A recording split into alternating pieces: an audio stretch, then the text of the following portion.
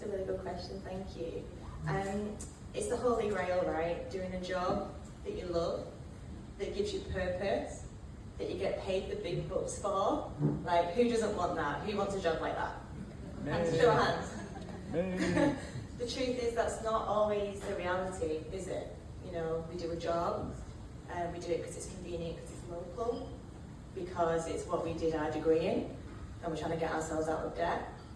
But I believe that as a leader, you've got to understand that a lot of people are there because they want to work to live, not to live to work. But that doesn't mean that your workforce have to compromise on their purpose. So I became a leader by accident, I guess you could say. I'm a PR by trade. I've always worked for agencies. I set up on my own 10 years ago, and I call myself an agency when really it's just me. But it sounds really impressive to the clients. And I found myself, after I became a mum, I saw an idea that I had for a startup, and I went through a tech accelerator, and through validation and market fit research, we realised that it probably wasn't the right fit for me. So I took a step back, I failed with grace and took a big lesson from it. And the reason I'm telling you this is because 6 months later, the world fell out the bottom. The bottom fell out of the world, basically. I was in Spain with my little boy, my mum and my grandma, and COVID hit. All the borders were shut, flights were grounded, and I was really, really scared. And I all of a sudden had an idea, and I thought, you know what, there's going to be so many people in the world that are alone. Loneliness was already an epidemic, you know, it's more harmful to your health than smoking and drinking, you know, it really is a problem. So I thought, hang on a minute, I know a really good ecosystem that I can tap into to potentially build something that will make a real difference. So I did a call out to the Sydney startup community and said, hey, I've got an idea for a kindness platform. Let's do a hackathon, who's in? And to my complete surprise, overnight, 50 people reached out. And those 50 people were people that had been displaced. So there were people in high-level exec roles, UX, UI designers, marketing directors, operation managers, scrum masters, devs, and they were just lost, you know. They wanted to find a sense of purpose amongst the madness. And we had a combined purpose and a mission to create something that was actually going to make a difference. So over the course of the next 6 months, we created a platform that enables people to be there for one another. So you can put your hand up and say, hey, I'm a single mom, I'm in Bargala, I've got a set of wheels, if anybody wants some groceries picking up, we can drop them off. Or if you're an expat and you're feeling lonely and you want to go for a coffee, I'm here, I'm standing by.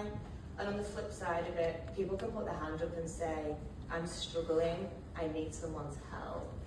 And the reason I'm telling you this story is because it was built by an ecosystem of people finding purpose, using their skill set for good. And what we've done now is we've pivoted 4.5 years later. So 2 years ago, I joined forces with my amazing co-founder, Chris.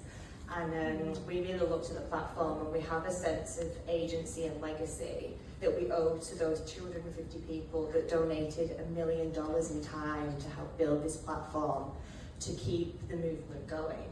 So we rebranded, we looked at the user journey, and we've just recently pivoted to support organisations in empowering their people to find their purpose.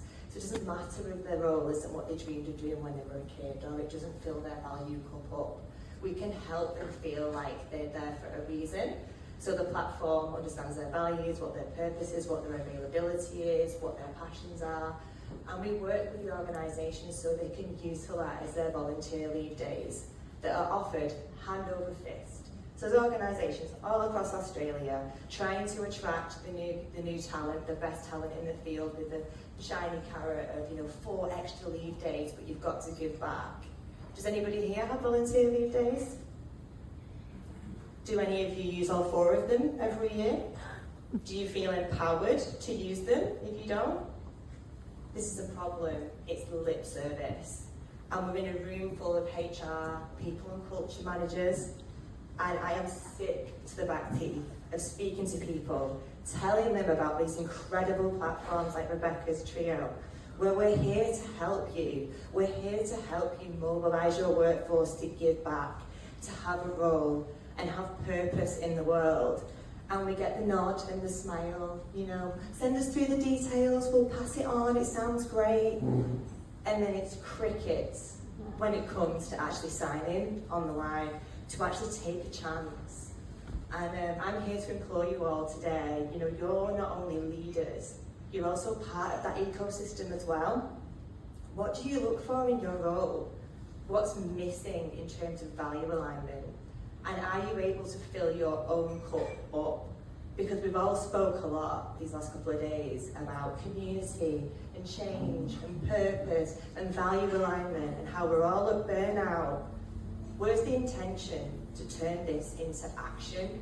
Because I've got to be honest, I'm not seeing it at the moment, and people are talking with their feet. They're moving to roles where people are feeling supported, and they're working for organisations like Canva that not only talk the talk, they walk the walk. So yeah, that's my take. I think we can keep going, but